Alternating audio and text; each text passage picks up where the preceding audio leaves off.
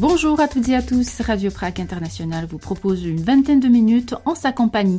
Nous allons parler des Tchèques, membres de l'association sportive Sokol, impliqués dans l'attentat contre Heydrich. Mais tout de suite, direction Brno.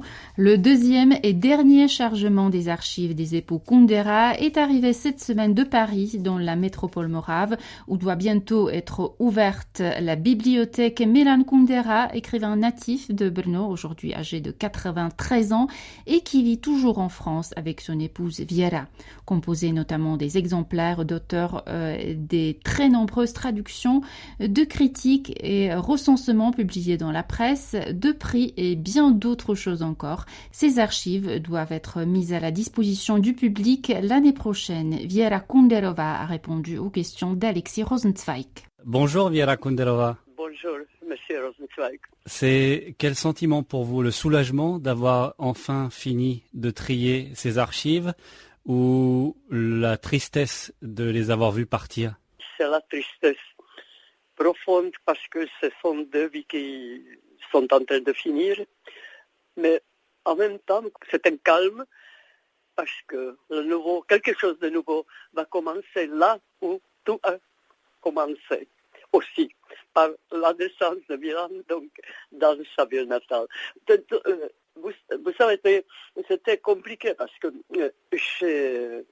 pendant mes nuits, sans sommeil parfois, je me suis souvenu que notre ami Philippe Roth, même s'il vivait à New York, a tout donné à sa ville natale. Donc ça m'a inspiré. Donc j'ai pris la décision, j'ai demandé l'ami Tomáš Kubíček signe, et à son signe, il a dit oui. Voilà, c'était né comme ça. Tomáš Kubíček, le directeur de la bibliothèque de Moravie à Brno. Oui, c'est ça. Avec lequel on a travaillé 3 jours pour transfert des livres. On a commencé déjà avec Archivia, je crois que c'était le juin, Archivia là, et c'est rigolo parce que il a tout, mais aujourd'hui est arrivé le dernier 17e livre traduit en Islande, le Testament trahi. Donc ça reprend même ici. Ouais. Il faut souligner, Viera Kunderova, que vous-même n'êtes pas originaire de Brno, vous êtes une vraie pragoise.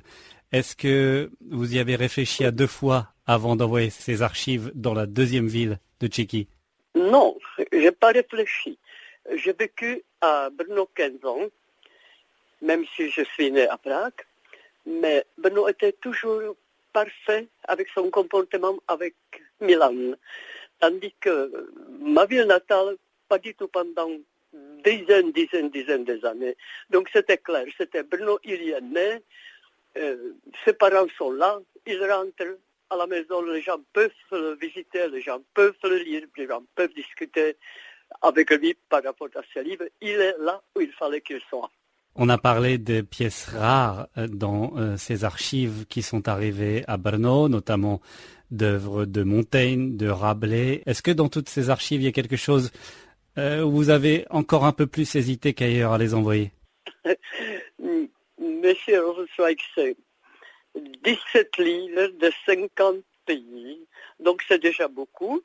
Archive, mon travail de 40 ans d'archiviste, un peu pas tout à fait en ordre. Maintenant, ils auront un énorme travail mettre tout en ordre. Donc, dans les livres, il y a des choses vraiment...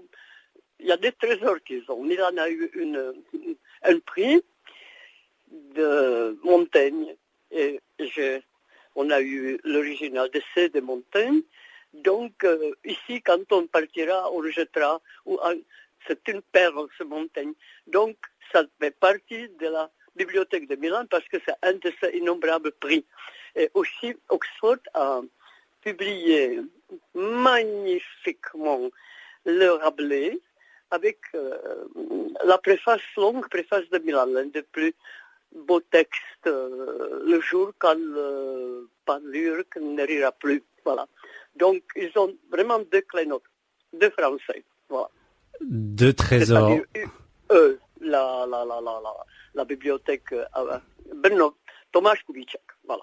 Il est responsable de tout cela maintenant. Est-ce qu'il y en a une pour vous plus personnellement, je dirais, je sais que vous avez également vous avez travaillé ici à la radio publique tchèque des archives sonores.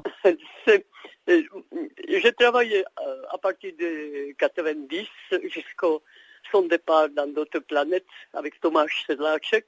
Les Tomáš, ce sont mes destins. Avec Tomáš Sedláček, il était 4-5 fois ici, on a fait long reportage. Et pratiquement toutes les semaines, 5 minutes par téléphone.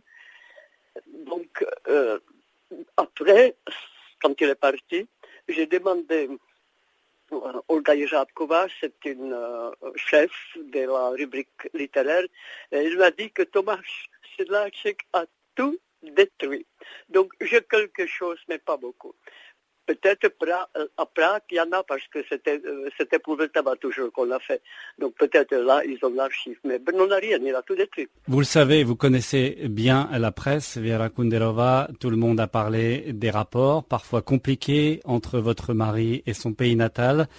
À la question de savoir si ce geste est un geste de rapprochement entre Kundera et la Tchéquie, qu'est-ce que vous répondez?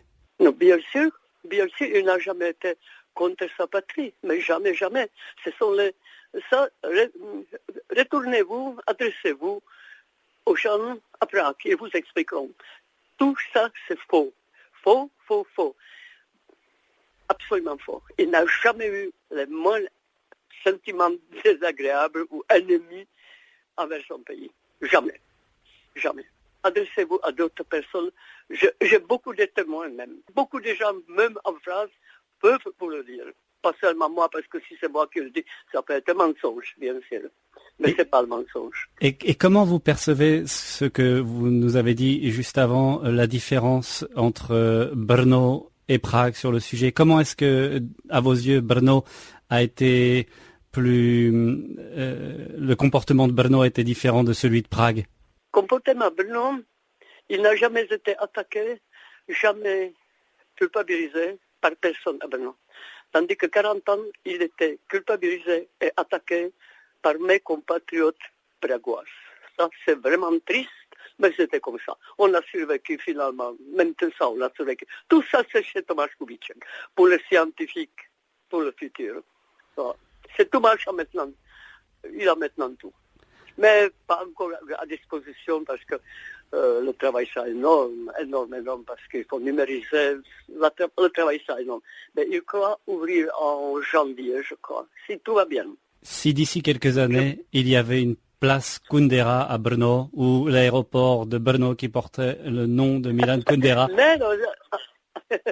Non, c'est pas Milan. Vous savez, son père était grand pianiste, qui n'a jamais quitté Brno.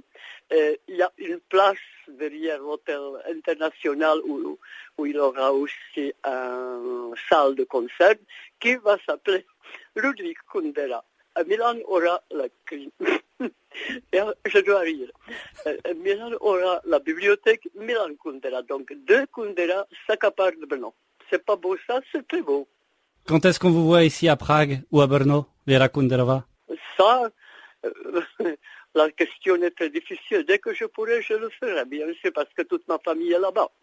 J'ai toute la famille. Si je suis seul, 100 personnes, mais tous les miennes sont dans les villes différentes en Chico. On vous attend ici avec grand plaisir en tout cas. Portez-vous bien. Merci beaucoup.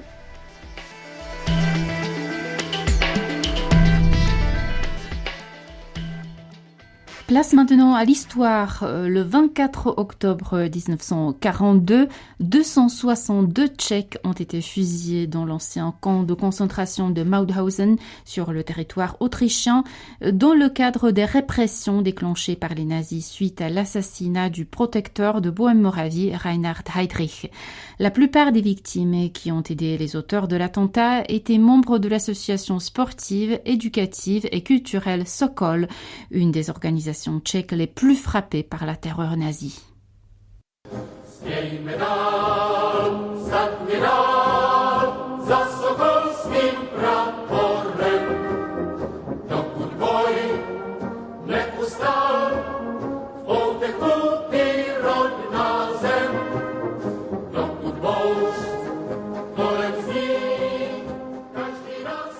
placé dans la hiérarchie du Troisième Reich, chef des services secrets nazis et planificateur de la solution finale à la question juive, Reinhard Heydrich a ordonné de dissoudre le Sokol peu après sa nomination par Hitler à la tête du protectorat de Bohême-Moravie.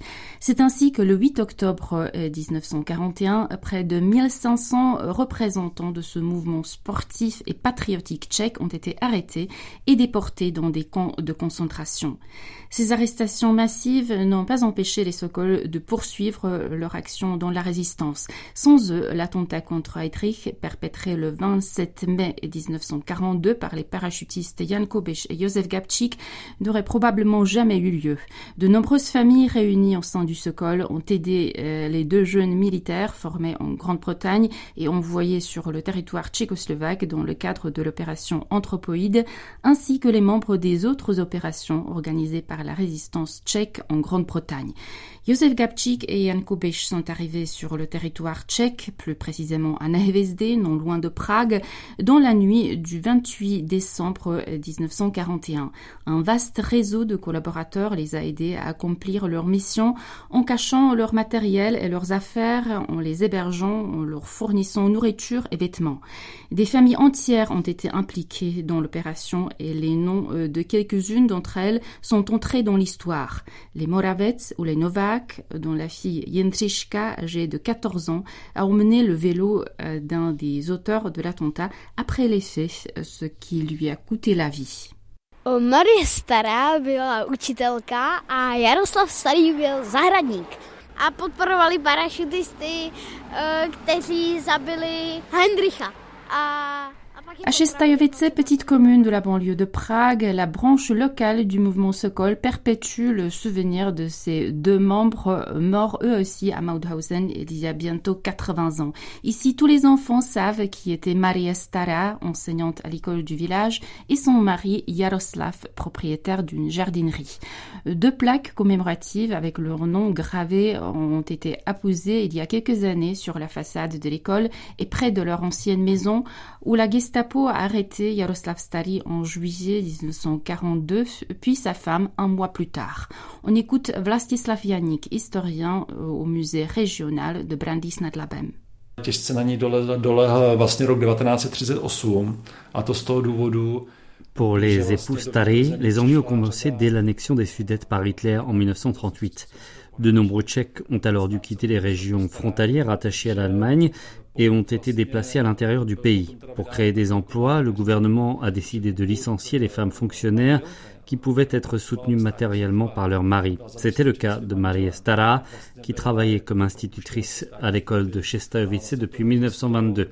Elle a été obligée de quitter son poste en 1939. Tak ona byla vlastně propuštěná, stala se jako nezaměstnanou. 2 ans plus tard, Jan Kubiš et Josef Gabčík atterrissent à Nehvězdy, une bourgade située à une vingtaine de kilomètres à l'est de Prague, près de Chestajovice. Les époux Starý, ainsi que les autres familles des villages voisins, tous membres du Sokol, les prennent en charge.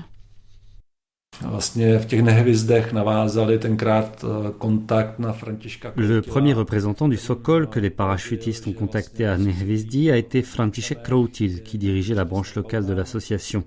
Il les a mis en lien avec un certain Břetislav Bauman, meunier dans un village voisin, qui a d'abord caché leurs équipements, leurs armes et leurs munitions chez lui avant de les transporter avec Jaroslav Starý à Prague. C'est aussi probablement grâce à Jaroslav Starý que les parachutistes sont ensuite entrés en contact avec les Sokols du quartier pragois de Vysočany, qui les ont hébergés et soutenus jusqu'à la fin de leur mission, c'est-à-dire jusqu'à leur mort dans la crypte de l'église Saint-Cyril-et-Méthode le 18 juin 1942, où ils s'étaient réfugiés après avoir été tués à Heydrich.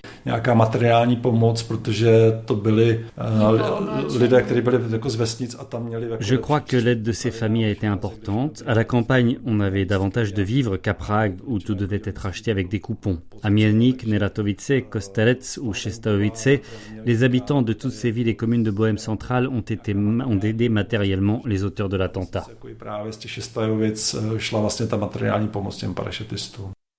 Après la mort d'Heydrich, le protectorat de Bohême-Moravie a été frappé de répressions sans précédent qui se sont traduites notamment par les massacres des villages de Lidice et de Ležáky. Pendant les mois suivants, les nazis ont progressivement démantelé le réseau de collaborateurs des parachutistes, Vlastislav Janík. Oni vlastně přečkali vlastně několik těch vln toho zatýkání. Les époux Stary ont été arrêtés relativement tard, à l'été 1942, après plusieurs vagues d'arrestations. En théorie, ils auraient pu se retrouver à la forteresse de Terezín, où ils étaient détenus, même si les hommes et les femmes y vivaient séparément. Ensuite, ils se sont peut-être vus lorsqu'ils ont été transférés le 23 octobre au camp de Mauthausen avec les 260 autres Tchèques. À la gare, hommes et femmes ont de nouveau été séparés. Les femmes ont été transportées vers le camp probablement en bus, tandis que les hommes s'y sont rendus à pied. Le lendemain, ils ont tous été exécutés par balles, l'un après l'autre. Même s'ils avaient été condamnés à mort dès la fin septembre, ils ne s'y attendaient pas. On leur a dit qu'ils allaient passer un examen médical. Ils ont été fusillés dans une cave, un condamné toutes les 2 minutes. Les nazis étaient déguisés en médecins et on y passait de la musique pour que les autres n'entendent pas les coups de feu. Vlastně byli ty příslušníci SS oblečeni vlastně v bílých pláštích, hrál tam vlastně gramofon. Les proches des époux Stary, qui eux n'avaient pas d'enfants, ont échappé aux persécutions. Les enfants des résistants tchèques tués à Mauthausen, quant à eux, ont été internés à Prague. Ceux qui sont encore en vie et leurs descendants se réuniront le 23 octobre prochain à Panenské Břežany, dans l'ancienne résidence de Heydrich transformée en musée. On y présentera, entre autres, des documents inédits liés à la vie de Jaroslav Stary. I na Jaroslava Starýho máme právě jeho pozůstalost, ty písemnosti. Nous exposerons la correspondance de Jaroslav Stary avec son frère et ses médailles, car il a eu un parcours intéressant. En 1914, il est parti en Grande-Bretagne, où il a vécu pendant 3 ans dans un camp de prisonniers. Ensuite, il a pu s'engager dans l'armée britannique. Il a combattu en Inde et a participé à la 3e guerre anglo-afghane en 1919, avant de rejoindre la Tchécoslovaquie. Nous connaissons l'histoire des légionnaires tchèques qui se sont engagés pendant la Grande Guerre en France, en Russie ou en Italie, mais lui, il est un des rares Tchèques à avoir combattu au Royaume-Uni à cette époque-là. On sait que Jaroslav aimait le sport et la musique, et les plantes évidemment, puisqu'il était jardinier. Dans les lettres qu'il envoyait à son frère Josef, il décrit la flore parfois exotique dans les pays dans lesquels il est passé. De retour en Tchécoslovaquie, il a valorisé toutes ses expériences. Ses affaires marchaient même très bien dans l'entre-deux-guerres. Grâce à des proches qui s'y rendaient quotidiennement pour leur travail, Jaroslav Stary livrait des fleurs fraîches à un commerçant du centre de Prague. Vlastně do té Prahy a tím asi ta jeho živnost jako byla velmi prosperující. Fin octobre, l'historien Vlastislav Janík évoquera le parcours de Jaroslav Stary, de sa femme et des autres résistants tchèques morts à Mauthausen il y a 80 ans lors d'une conférence organisée au Bastogne War Museum en Belgique dans le cadre de l'exposition consacrée à l'opération Anthropoïde. Elle est à voir dans ce musée dédié à la Seconde Guerre mondiale dans les Ardennes jusqu'à fin août 2023. C'est la fin de cette émission préparée pour vous par la rédaction française de Radio Prague International. Elle vous a été présentée par Magdalena Hrozinková avec Jiří Matějček et Dagmar Hlídková à la réalisation. L'information tchèque en français, ça continue sur français.radio.cz. Merci de votre attention et de votre fidélité. À la prochaine. Naslyšenou.